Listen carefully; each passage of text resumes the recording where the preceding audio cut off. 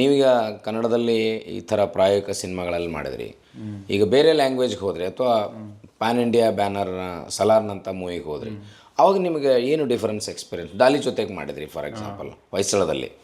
So ಅದೇ shade ಅಲ್ಲಿತ್ತು, but ನಿಮ್ಗೆ ಏನು ಅನ್ನಿಸ್ತು? ಡಿಫ್ರೆನ್ಸ್ ಏನು ಅನ್ನಿಸ್ತು? ಡಿಫ್ರೆನ್ಸು ನಾವು ಮಾಡೋ ಕೆಲಸದಾಗಂತೂ ಏನೂ ಡಿಫ್ರೆನ್ಸ್ ಇರೋದಿಲ್ಲ. ಇಲ್ಲಿ ಏನು ಕೆಲಸ ಮಾಡಿರ್ತೀವಿ ಅಲ್ಲೂ ಅದೇ ಕೆಲಸ ಮಾಡಿರ್ತೀವಿ. ಇಲ್ಲಿ ಎಷ್ಟು ಸಮಯ ಕೆಲಸ ಮಾಡ್ತೀವಿ ಅಲ್ಲೂ ಅಷ್ಟೇ ಸಮಯ ಕೆಲಸ ಮಾಡ್ತೀವಿ. ಪ್ರಿಪರೇಷನ್ಸು ಸೇಮ್ ಇರ್ತವೆ.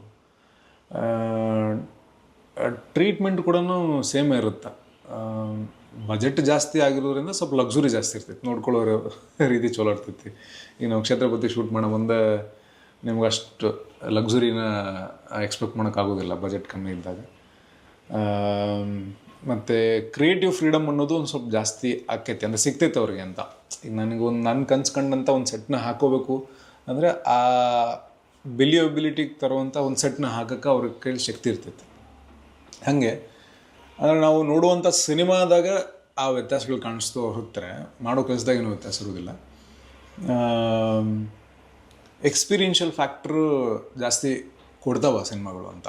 ಅಂದರೆ ಆ ಸೆಟ್ಟು ದೊಡ್ಡ ಸೆಟ್ಟು, ದೊಡ್ಡ ಸ್ಟಾರ್ ಕಾಸ್ಟು, ತುಂಬ ಜೈಜೆಂಟಿಕ್ ಆದಂಥ ಒಂದು ಕ್ಯಾನ್ವಸ್ಸು. ಥಿಯೇಟ್ರಲ್ಲಿ ನೋಡಿ ಯಾಕೆ ಅಷ್ಟು ಜನ ಮುಗಿ ಬೀಳ್ತಾರೆ ನೋಡೋಕ್ಕೆ ಆ ಥರದ ಸಿನಿಮಾಗಳನ್ನ ಅಂತಂದರೆ ಆ ಥಿಯೇಟ್ರಿಕಲ್ ಎಕ್ಸ್ಪೀರಿಯನ್ಸ್ನ ಕಟ್ಕೊಡ್ತಾರೆ ಅವರು. ಅಬ್ಬರ ಇರ್ತದೆ ಅಲ್ಲಿ ಒಂದು ಸ್ಕ್ರೀನ್ ಮೇಲೆ ನೋಡ್ಬೇಕಾದ್ರೆ ಖುಷಿಯಿಂದ ಅದನ್ನು ರಾರಾಜಿಸ್ಕೊಂಡು ಸೆಲೆಬ್ರೇಟ್ ಮಾಡ್ಕೊಂಡು ನೋಡುವಂಥ ಒಂದು ಫೀಲ್ನ ತಂದುಕೊಡುವಂಥ ಸಿನಿಮಾಗಳು.